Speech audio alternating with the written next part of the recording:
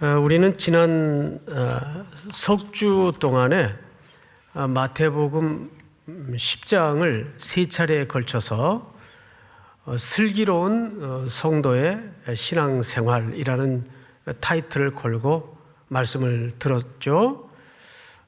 초점은 이랬습니다. 예수님이 12제자를 모집하셨어요.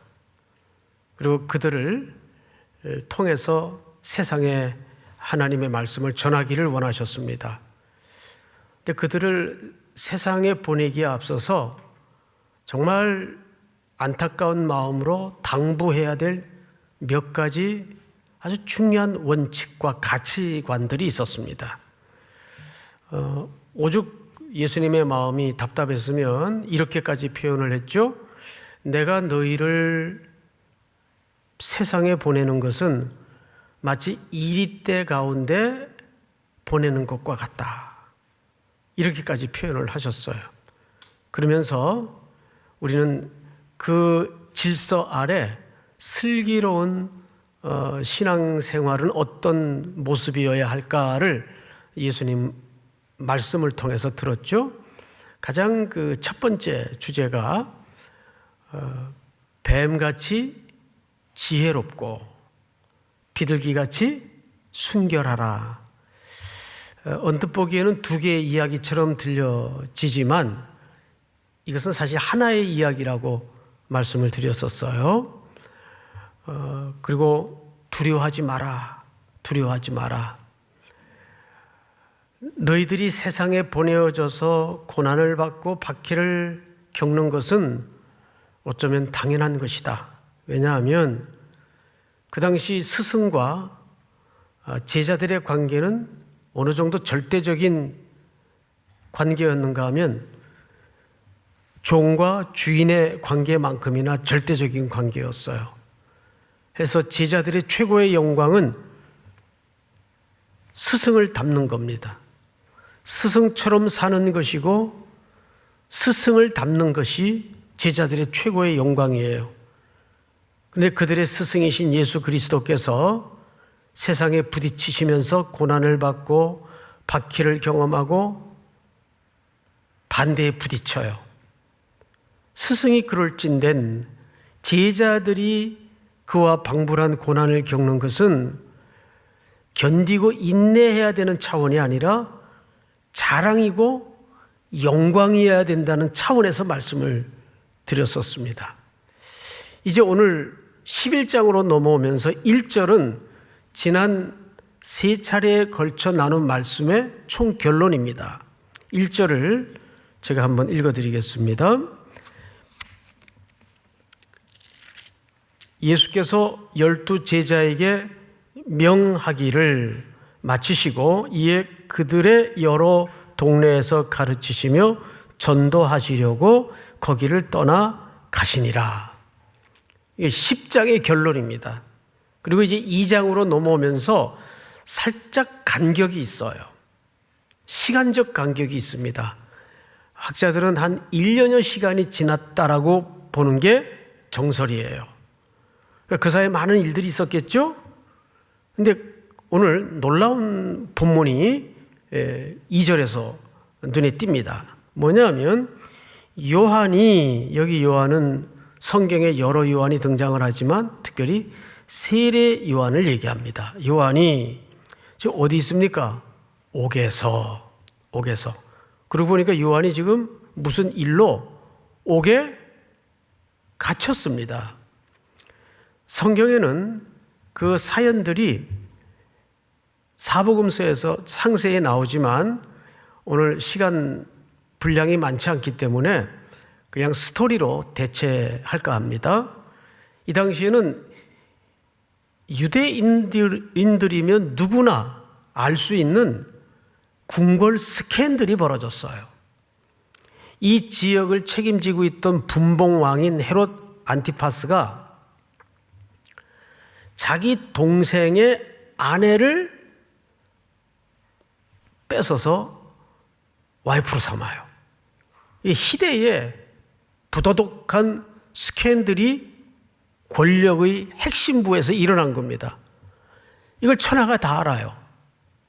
그런데 그 시대는 워낙 이 헤롯의 이 성격도 괴팍하고 독재적인 인물이었기 때문에 누구도 그 문제에 대해서 입을 열지 못합니다.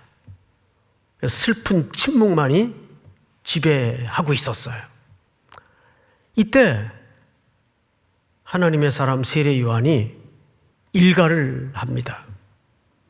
그래서 그걸 기적하죠. 우리가 물론 정교는 분리되어 있는 것이 원칙이지만 정권 잡은 자들의 부도덕한 면까지 침묵하는 것은 비겁한 거예요. 정권이 부도덕한 측면이 드러날 때는 선지자적인 입장과 가치관에서 꾸짖고 말할 수 있어야 되는 것이 그 시대를 책임진 교회의 기능이기도 합니다. 근데 요한이 그 부분을 지적했어요. 이거는 하나님의 계명에도 맞지 않고 당신 아무리 왕이지만 그럴 수가 있는가? 이것이 밑보여져서 세례 요한이 옥에 갇혀지게 됩니다. 자, 그리고 나서 성경을 또 보십시다. 요한이 옥에서 그리스도께서 하신 일을 듣고 제자들을 보내요. 자, 무슨 일인가 하면 바깥 소식을 제자들이 정기적으로 물어다 들려주는데 자기가 메시아라고 소개했던 보라 세상 죄를 지고 가는 하나님의 어린 양이로다 하고 세례를 주었던, 그리고 구약의 수많은 선지자들을 통해서 오리라 하신 그 메시아가 바로 이분이다, 자기가 소개를 했어요. 세례 요한이. 근데 그분에 대한 소문이 자기 제자들에 의해서 살금살금 전달이 되는데 뭐가 이상해? 이거는 우리가 기대하던 그런 메시아의 기대와 메시아의 그림과는 뭐가 자꾸 이렇게 핀트가 어긋나기 시작하는 내용들이 들려지는 겁니다. 그래서 마태는 그 상세한 표현이 없지만 누가는 두 제자를 불렀다 그랬어요. 누가? 요한이. 제자 둘을 불러서 얘들아, 너희들 내 심부름 좀 해다오. 예, 선생님 말씀하시죠. 조금 더 워딩을 주관적으로 전달하지 말고 내 마음을 그대로 담아서 이렇게 전달해라. 오실 그이가 당신이 맞습니까? 아니면 우리가 다른 메시아를 기다려야 됩니까? 이 질문을 담아서 제자들을 보낸 거예요. 성경을 좀 보십시다. 예수께 3절이죠. 예수께 여짜오되 오실 그이가 당신이 오니까 우리가 다른 이를 기다리오리까? 자, 앞을 잠깐 보십시다. 여기서 우리는 한 걸음 멈추어 서서 질문이 필요합니다.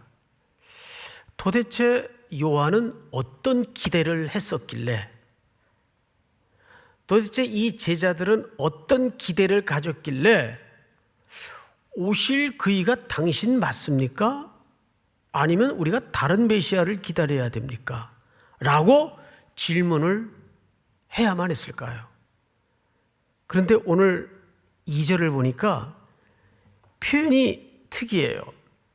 요한이 옥에서 누구께서 하신 일을 들었어요? 그리스도께서. 그리스도라는 말은 헬라적 표현이죠. 구약으로는 그리스도가 무슨 뜻이죠? 메시아. 이 공적인 직무의 표현이에요. 메시아. 이것을 신약에서는 그리스도라고 말했죠. 헬라 말이죠. 왜 예수라고 흔히 표현 안 했을까요? 여기에는 요한의 그 오해가 이미 기초된 겁니다. 뭐냐 하면 적어도 요한은 구약을 잘 아는 사람이에요.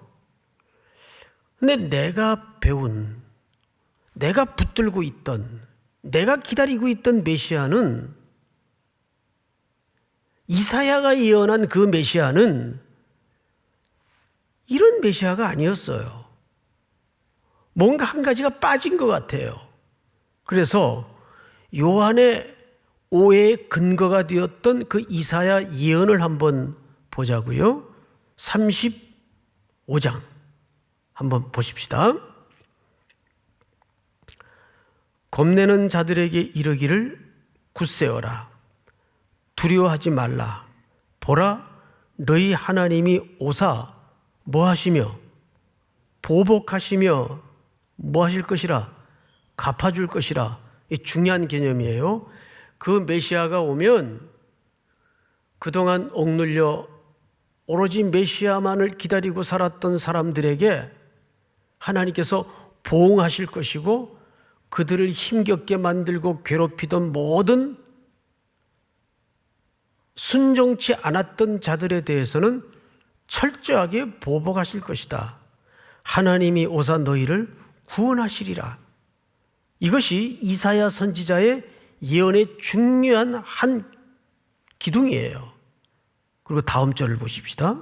그때에 그분이 오시면 하나님의 나라가 임했다는 상징으로서 어떤 일이 사인으로 벌어지는가? 맹인이 눈이 밝을 것이며 못 듣는 사람의 귀가 열릴 것이며, 그때 저는 자는 사슴같이 뛸 것이며 말 못하는 자의 혀는 노래하리니 이는 광야에서 물이 솟겠고 사막에서 시내가 흐를 것임이니라. 이게 무슨 얘기냐 하면, 예수님이 오신 다음에 이런 장애를 겪고 있는, 그래서 질병에 묶여 있고 장애에 묶여 있던 자들을 계속 고칩니다. 근데 그것은 단순히 예수님이 그 일을 위해서 오셨다는 측면보다는 드디어 그 메시아가 하나님의 나라의 실체가 임했다라는 하나의 상징으로서 이런 일들이 일어날 것이다 그 말이에요. 그런데 세례 요한이 감옥에서 듣자 하니까 예수님이 계속 이런 일만 하고 다닌단 말이에요.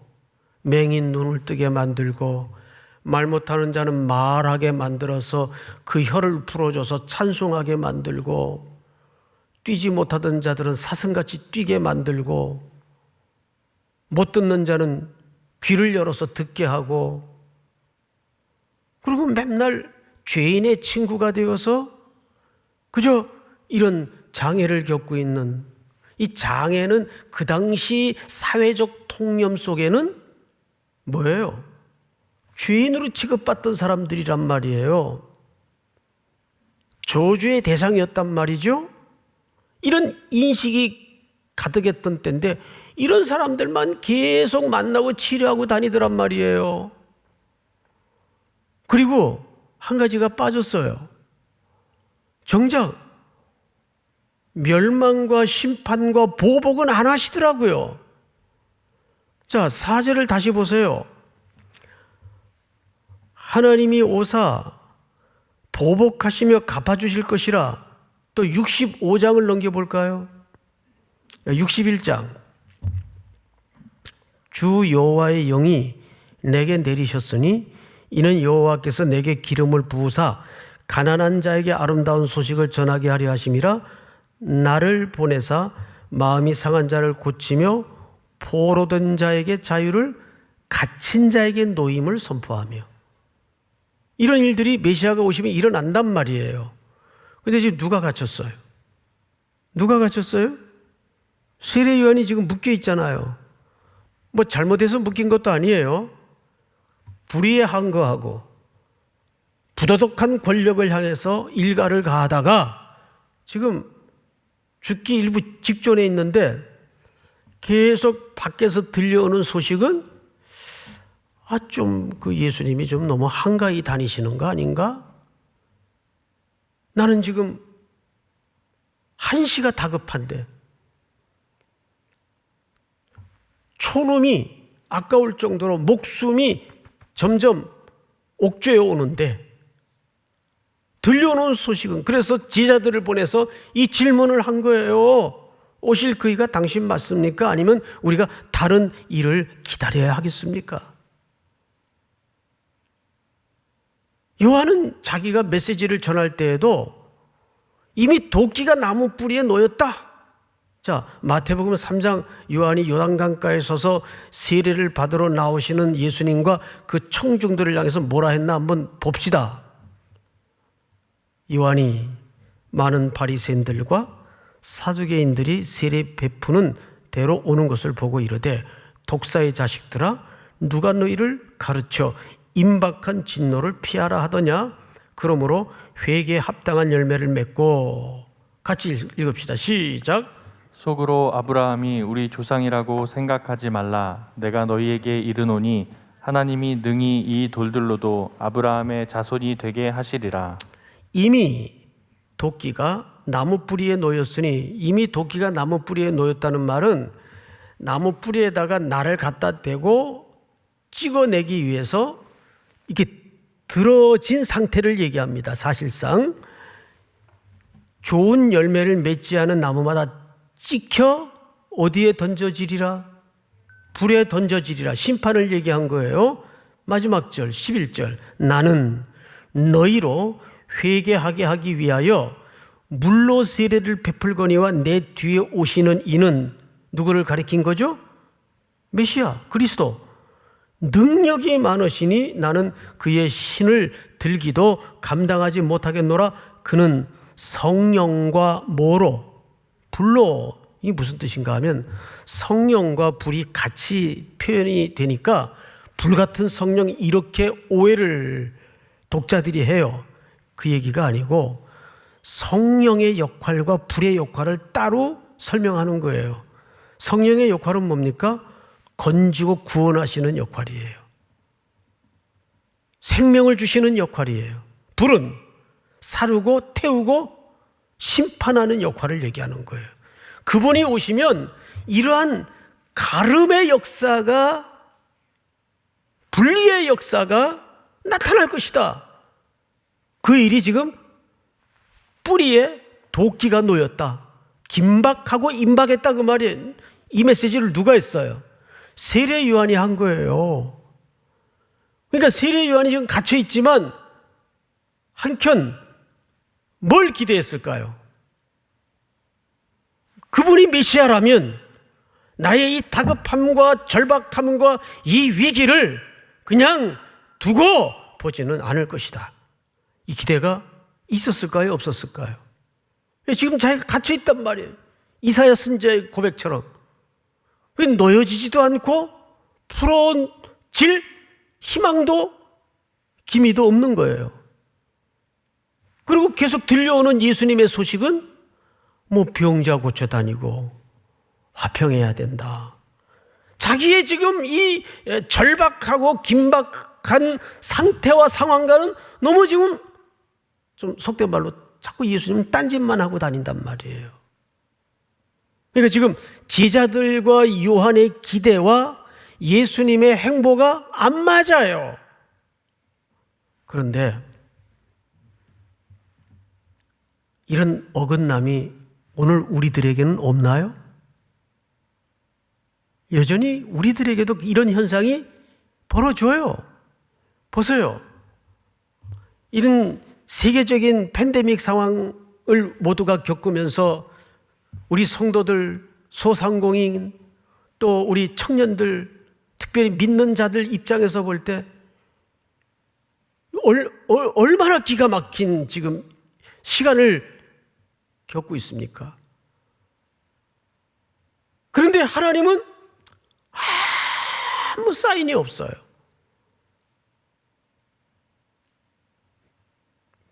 어떻게 하면 좋죠?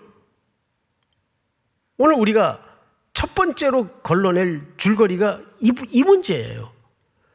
요한의 절박함과 다급한 상황과 그의 기대와 예수님의 행보가 안 맞아요.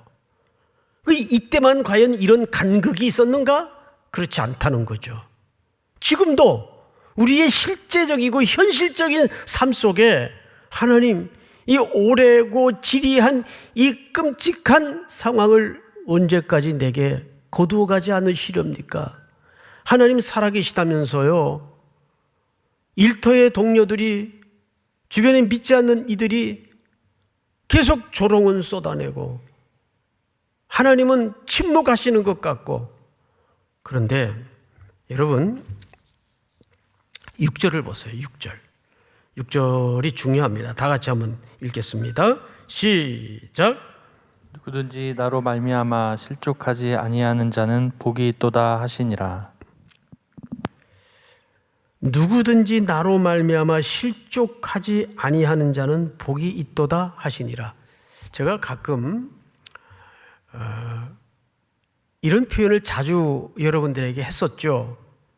하나님은 옳은 일을 하시는 분이 아니라 그분이 하시는 일이 언제나 옳습니다 라는 표현을 자주 썼었어요. 이게 무슨 얘기일까요?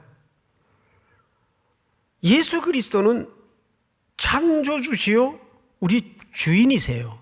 주님이세요. 그런데 우리가 신앙의 접근이 여기에서 혼란을 일으켜요.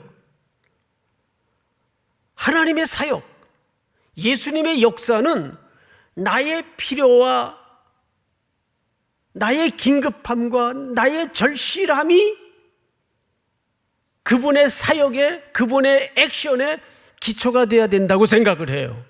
아니에요. 그럴 수도 있겠지만 하나님은 창조주시고 예수님은 우리 주님이세요. 그분은 자유로운 분이에요. 욥이 하나님을 향해 물었어요. 하나님은 내가 바람 발자국 옮기는 걸 다 알고 계시면서 나를 탈탈 털어보시면 내게 아무 흠이 없다는 것을 아실 수 있을 텐데 나한테 왜 이러세요? 하나님, 이걸 월트 브루그만이라는 신학자는 신정론적 질문이라고 그랬어요. 지금 사실상 요한은 제자들을 통해서 예수님에게 그 질문을 하고 있는 거예요. 신정론적 질문을 하고 있는 거예요. 예수님 지금 뭐 하세요? 내가 다 죽게 됐는데.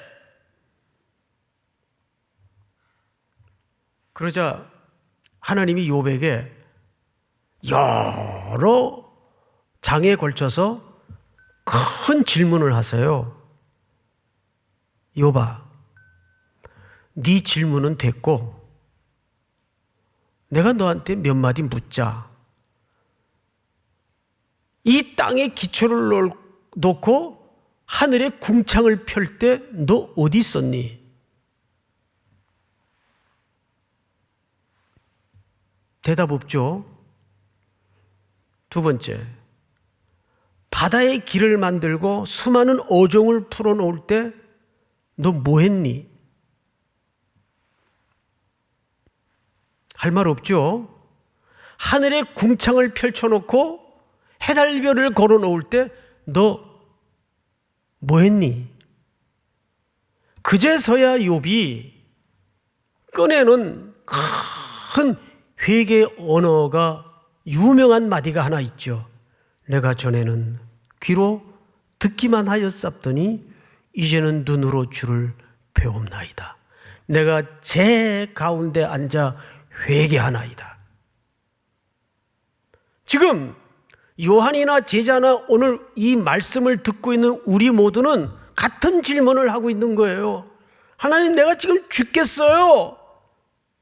나 미칠 것 같아요. 나 절실해요. 그 죽겠음과 절실함과 어떤 긴박한 상황이 하나님의 액션에, 예수님의 역사의 기초가 될 수 없다고요. 어렵죠? 어려워요.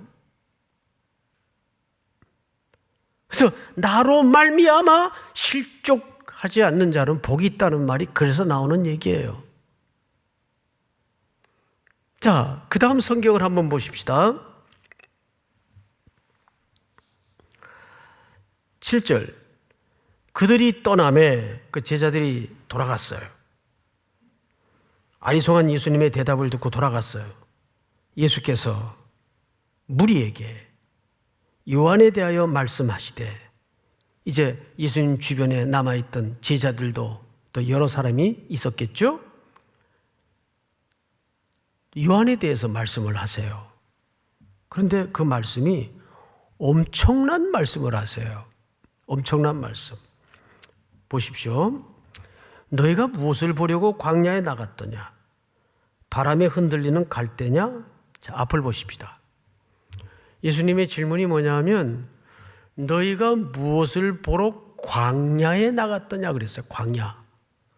그러면 이 광야라는 사회적 통념을 오늘 우리가 이해하는 그런 광야로 생각해서는 안 돼요. 아무것도 없는 돌멩이밖에 없는 바람 부는 그런 광야를 얘기하는 게 아니에요. 적어도 이 시대 사람들이 광야 할 때는 누구나 공감하는 통념이 있어요. 그 기준에서 이 본문을 이해해야 됩니다. 자, 우리 참고 구절 하나 좀 보겠는데 사도행전 21장을 좀 띄워주세요. 그러면 네가 이전에 소요를 일으켜 자객 4,000명을 거느리고 광야로 가던 애굽인이 아니냐? 이건 이제 바울을 오해해서 천부장이 한 얘기입니다. 천부장이 바울을 오해해서 물은 질문 중에 하나인데 그 질문에 광야라는 표현을 해요. 왜 이런 표현을 그 시대 사람들은 썼는가 하면 그 당시에는 광야는 새로운 무브먼트의 출발지요 공간이었어요. 왜? 예루살렘은 썩을 대로 썩었어요. 종교적인 부패, 권력 잡은 자들의 화려함, 백성들을 향한 능욕, 로마 정권을 위해서만 존재하는 권력. 그 밑에서 백성들은 숨 쉴 수도 없이 죽어라 했어요. 그래서 일부 사람들이 견디다 못해서 자객단을 결성하고 지하 조직을 만들어서 뭔가 국가와 하나님의 나라와 영광을 위해서 한번 지렁이도 밟으면 꿈틀거린다는데 뭐 꿈틀이라도 좀 하자. 이래 주구나 저래 주구나 마찬가지니까 우리가 이렇게 있어서는 안 되겠다. 그래서 그들이 주로 그 무브먼트를 어디로 가서 했는가 하면 동굴이 많이 놓여있는 광야에서 그 일을 했다고 해요. 그 중에 SNF파도 있었고 쿰란 공동체도 있었고 여러 지하 조직들이 그 광야에서 하나님의 나라와 조국 이스라엘을 위해서 무브먼트의 최대 공약수로 이해되는 공간이 광야예요. 거기에 세례 요한도 살고 있었다고요. 그런데 예수님이 그 광야를 인용해서 묻는 거예요. 너희가 뭐하러 광야로 나갔냐? 뭘 보러 광야로 나갔냐?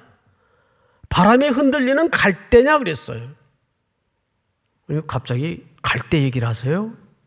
여기서 말하는 갈대라는 표현은 당시 로마 화폐를 얘기합니다. 주화. 이게 뭐냐면 그림 두 개를 좀 띄워주세요. 독일 게르트 타이젠이라는 학자가 쓴 갈릴레아 사람이라는 책이 있어요. 그 책에 보면 저도 인용한 걸 봤기 때문에 그 책을 직접 본 건 아니지만 인용이니까 맞겠죠? 책에 보면 이 본문을 이렇게 해석을 해놨습니다. 갈대는 당시 유명한 인물들의 상징적인 식물이나 꽃이 다 하나씩 있었는데 이 갈대는 그 당시에 누구를 지칭한 식물인가 하면 헤롯입니다. 그럼 보통 저기다가 원래대로라면 자기 얼굴을 그려 넣어야 되는데, 또는 로마 황제의 얼굴을 그려 놓기도 하잖아요. 그런데 갈대가 그려져 있어요. 그것은 자기를 너무도 싫어하는 유대인들의 반감을 줄이기 위해서 상징적인 식물을 여기다 그려놓은 거예요. 그래서 이 왼쪽에 있는 그림을 보면 월계수 같은 관이 이렇게, 그게 갈대 그림이에요. 갈대를 둘러놓은 거죠. 가운데 티베리아라는 글씨가 있습니다. 티베리아. 티베리아는 헤롯이 건설한 도시예요. 그 도시를 왜 건설했는가 하면 황제의 충성을 드러내기 위해서 그 도시를 건설한 겁니다. 그 도시 건설의 기념주화입니다, 저게. 그리고 뒷면에는 제대로 월계수 잎을 그려놨어요. 뭐 그 당시 조형물이니까 좀 조잡은 해도 오늘처럼 정교하진 않아도, 그래서 여기서 바람에 흔들리는 갈대냐라고 예수님이 말씀하신 것은 돈 벌어 나갔냐 그 뜻이에요. 자, 설명은 충분하죠. 여기까지. 그 다음에 또 보십시다. 본문을 몇 절을 보시냐면 8절. 그러면 너희가 무엇을 보려고 나갔더냐? 부드러운 옷 입은 사람이냐? 부드러운 옷을 입은 사람들은 어디에 있느니라? 여기에서 보통 그 당시 사회적 이해로는 부드러운 옷은 권력자들의 옷을 얘기합니다. 권력자들이 어디 있어요? 왕궁에 있잖아요. 그러면 이게 앞절과 8절을 붙여 한번 이해를 가져보자고요. 흔히 하는 말로 요즘처럼 표현하자면 너희가 광야에 왜 나갔냐?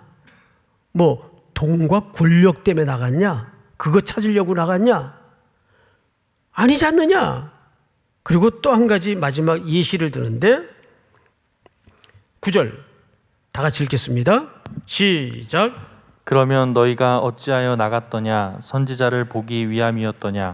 옳다, 내가 너희에게 이르노니 선지자보다 더 나은 자니라. 자, 어마어마한 얘기를 예수님이 꺼내놔요. 근데 이 얘기를 세례 요한의 제자들이 돌아간 다음에 하세요. 있는 자리에서 하신 것이 아니고. 근데 여러분 한번 이게 앞뒤가 맞는 얘기인가 한번 생각을 해보자고요. 세례 요한은 감옥에 있으니까 제자들을 보낼 수밖에 없었고, 그 제자들이 물고 온 질문은 말도 안 되는 질문이에요. 누구 입장에서? 예수님의 입장에서. 그러면 저 같으면 그랬을 것 같아요. 쓸데없는 질문을 하고 있어, 사람 보내가지고 괜히. 그래서 좀 핀잔을 줘도 뭐 이상하지 않을 지금 맥락입니다. 근데 그 제자들이 돌아가고 나서 예수님이 칭찬을 하는데 보통 극찬이 아니에요. 여러 선지자 중에 요한보다 큰 선지자가 없다. 이 칭찬의 의미가 뭘까요? 여러분, 여기서 끝나는 게 아니에요. 결론을 나중에 좀 보기로 하고 맞아 보십시다. 기록된 바, 그리고 성경을 하나 인용을 하세요. 보라, 내가 내 사자를 네 앞에 보내노니 그가 네 길을 네 앞에 준비하리라 하신 것이 이 사람에 대한 말씀이니라. 이건 말라기서를 인용하신 거예요. 그래서 원본을 좀 봅시다. 말라기 3장 1절. 자, 여러분 한번 예수님이 이 말씀 인용하신 거예요. 시작. 만군의 여호와가 이르노라, 보라, 내가 내 사자를 보내리니 그가 내 앞에서 길을 준비할 것이요 또 너희가 구하는 바 주가 갑자기 그의 성전에 임하시리니 곧 너희가 사모하는 바 언약의 사자가 임하실 것이라. 여러분, 만군의 여호와가 이르노라, 말라기 선지자가 예언한 거예요. 보라, 내가 내 사자를 보내리니, 요한을 얘기하는 거예요. 이것을 말라기 선지자가 4장에서 이렇게 은유적으로 또 설명을 합니다. 4장을 봅시다. 보라, 여호와의 크고 두려운 날이 이르기 전에 내가 선지자 누구를? 말라기 시대는 선지자 엘리야가 이미 와서 골백번도 역사의 무대대로 사라졌을 시기예요. 근데 엘리야를 너에게 보내리니, 그러면 이 엘리야는 누구를 상징하는 존재예요? 세례 요한을 얘기하는 거예요. 자, 성경을 볼까요? 몇 절을 보시냐 하면 14절.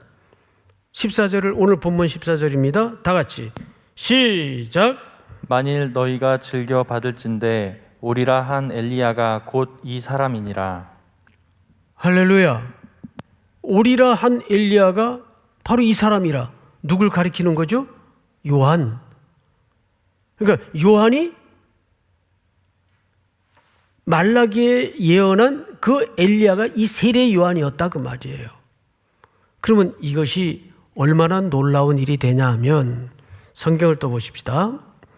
예수님이 칭찬이 거기서 끝나는 게 아니고 11절, 내가 진실로 너에게 말하노니 여자가 낳은 자 중에 세례 요한보다 큰 이가 일어남이 없도다. 자, 앞을 보십시다. 두 가지로 세례 요한을 칭찬했어요. 선지자 중에 최고다.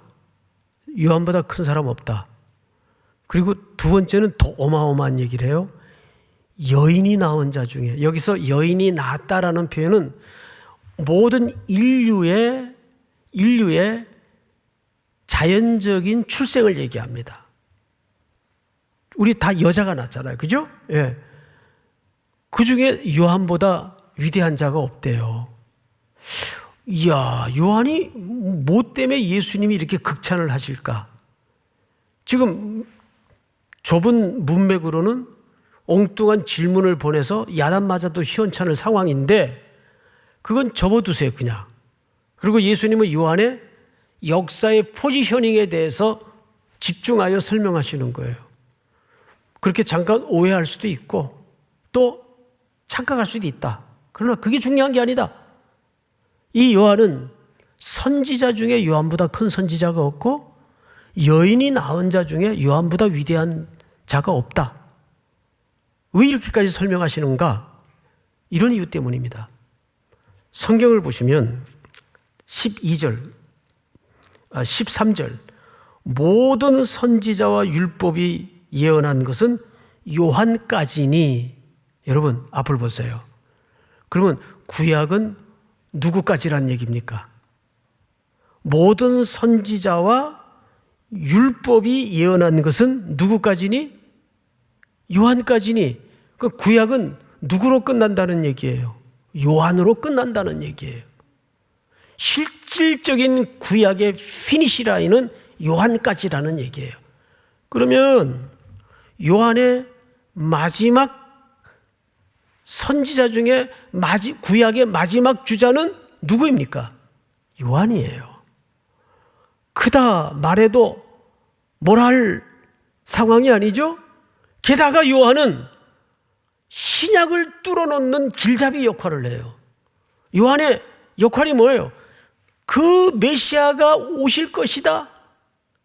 그래서 예수님보다 6개월 먼저 잉태되어서 엘리사벳에게 의해서 출생을 해요.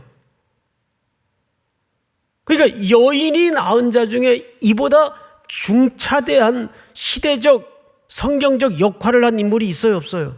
없어요. 그래서 예수님이 두 가지로 극찬을 하는 거예요.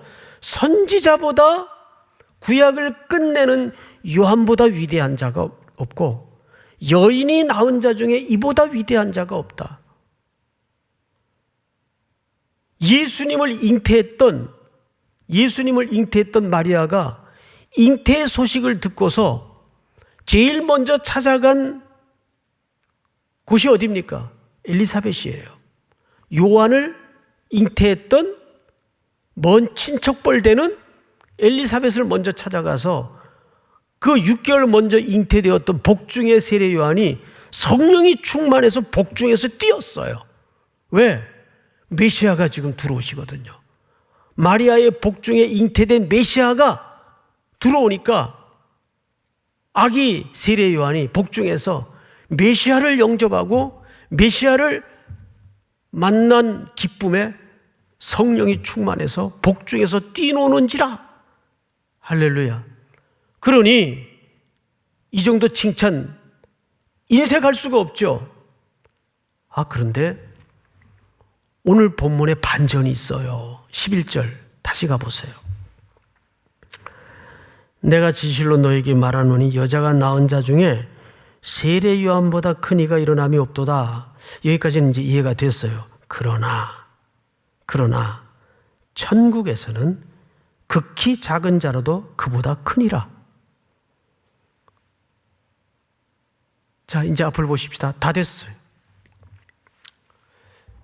이제 이 부분만 여러분 이해를 하면 하나님의 그 놀라운 경의의 손길 앞에 정상대로 말씀을 들었다면 숨이 멎어져야 돼요. 마스크 쓴 것도 답답한데 숨까지 멎으라 그러면. 자, 여러분, 그러나 천국에서는, 여기 천국에서는 무슨 뜻일까요? 헬라말을 찾아보니까 N이라는 단어를 썼어요. N이라는 전치사를 썼어요. 그 말은 여러분, 천국의 실체는 누구십니까? 그리스도를 얘기하는 거예요. 그리스도가 계시기에 천국인 것이지 그리스도가 없는 천국은 아무 의미가 없어요. 그 천국은 누구를 가리키는 거예요? 그리스도를 가리키는 거예요. 그러면 이 말이 됩니다. 그리스도 안에서는 극히 작은 자라도, 두 번째 풀어야 될 해석적 과제가 극히 작은 자입니다. 극히 작은 자라는 것은 무슨 아기들을 얘기하는 걸까요? 가난한 자들을 얘기하는 걸까요? 문맥에서 봐야 돼요. 우리 지난주 설교 속에 이 해답이 감춰져 있어요. 10장 40절을 보십시다. 10장 40절. 너희를 영접하는 자는 나를 영접하는 것이요 나를 영접하는 자는 나를 보내신 이를 영접하는 것이니라. 선지자의 이름으로 선지자를 영접하는 자는 선지자의 상을 받을 것이요 의인의 이름으로 의인을 영접하는 자는 의인의 상을 받을 것이요 또 누구든지 제자의 이름으로, 지금 이 말씀을 누가 듣고 있죠? 제자들이 듣고 있어요. 제자의 이름으로 이 작은 자 중 하나에게, 여기서 작은 자 누굽니까? 제자입니다. 제자는 그 당시 시대의 사람들 눈에는 작은 자들이었어요. 저 허름한 한 줌의 무리에 불과했어요. 세상의 대우와 세상의 취급이 제자들 그룹에는 그냥 작은 자들이었어요. 무가치해 보이는 자들이었어요. 별로 이렇게 대접받지 못하는 자들이었어요. 그런데도 불구하고 이들이 지금 누구와 묶여 있어요? 천국의 실체이신 그리스도 안에, 그 그리스도는 임하신 완성된 하나님의 나라를 얘기합니다. 완성된 하나님의 나라에 속해 있는 그리스도의 제자들, 이 제자들을 통해서 이 땅에 장차 무엇이 창립됩니까? 하나님의 교회가 세워질 거예요. 거기에 그리스도 안에 완성된 그 그리스도께 묶여 있고 그리스도께 붙들려 있는 그의 백성이 된 자들은, 다시 말해 여기 표현대로 하면 작은 자들은 누구보다 위대하다. 세례 요한보다 크다. 이 비교가 왜 나왔을까요? 이런 질문으로 끝을 맺습니다. 오실 그리스도를 내내 바라만 보던 사람하고, 요한이 바라만 보다가 자기 소임을 다하고 참수형을 당한 사람 아니에요? 그런데 그 바라만 보던 그 그리스도가 오셔서 하나님의 나라를 실현해내시고 그 안에 우리를 불러서 자기 백성으로 묶어서 가족 삼은 우리는 비록 세상에서 보여지기에는 작게 보여져도, 겨자씨처럼 보여져도 누구보다 낫다 그 말입니까? 세례 요한보다 낫다 그 말이에요. 골백봉 고쳐도 세례 요한보다는 낫다. 이유는 딱 하나예요. 바라보다가 끝난 사람과 그 바라보던 실체 안에서 묶여있는 자와 누가 훨씬 센 겁니까? 여러분들이 훨씬 세단 말이에요. 그런데도 표정이 그럴 수 있어요, 여러분? 할렐루야. 우리가 이것이 든든하다면 이렇게 험악한 광야와 같은 길을 가면서도 좀 이렇게 누가 툭툭 건드려도 그렇게 개의치 않을 수 있어요.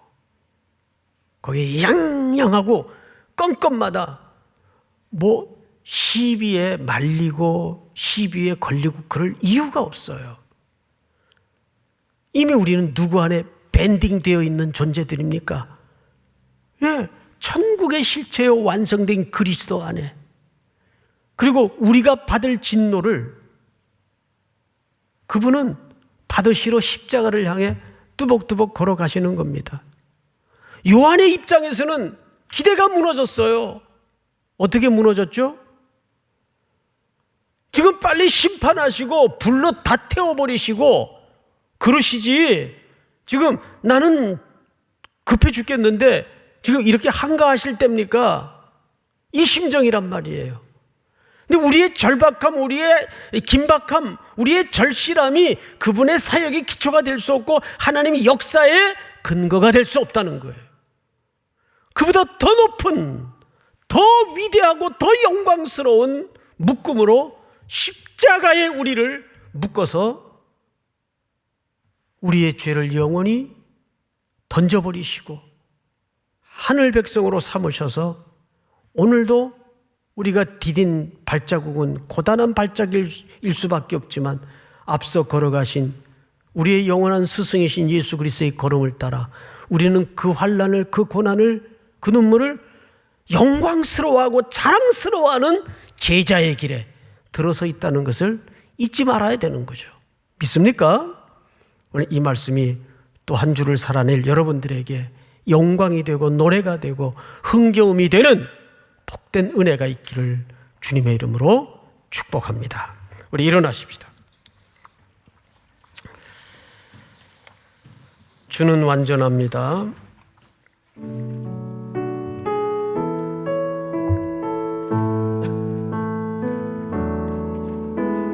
주여 우린 연약합니다. 우린 오늘을 힘겨워합니다. 주 뜻 이루며 살기엔 부족합니다. 우린 연약합니다. 주여 우린 넘어집니다. 오늘 하루 또 실수합니다. 주의 긍휼을 구하는 죄인입니다.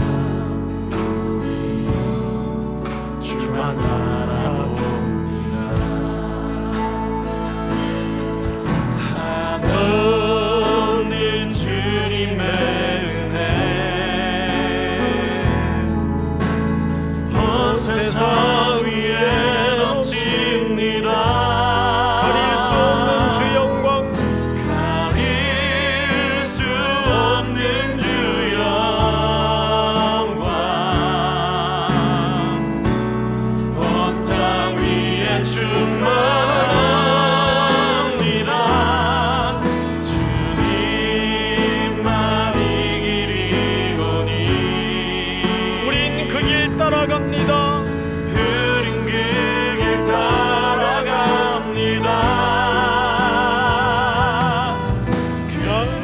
그날에 우리를 이루신 주는 완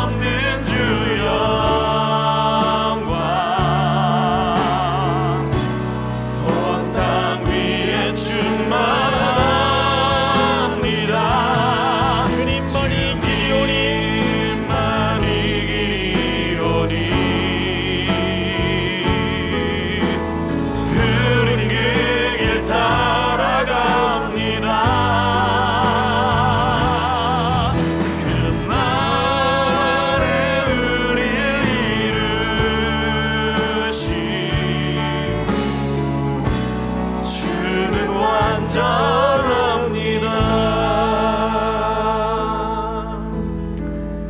지금은 우리 구주 예수 그리스도의 은혜와 하나님 아버지의 사랑하심과 성령님의 교통하심이 머리를 숙여 경배하며 다시 오실 주님을 그 약속을 붙들고 바라보는 모든 3일의 성도들 또 한 주의 삶 속에 동행해 줄 것을 믿고 점원을 나서는 형제자매들 머리 위에 복중의 생명까지 영원토록 함께 있을지어다.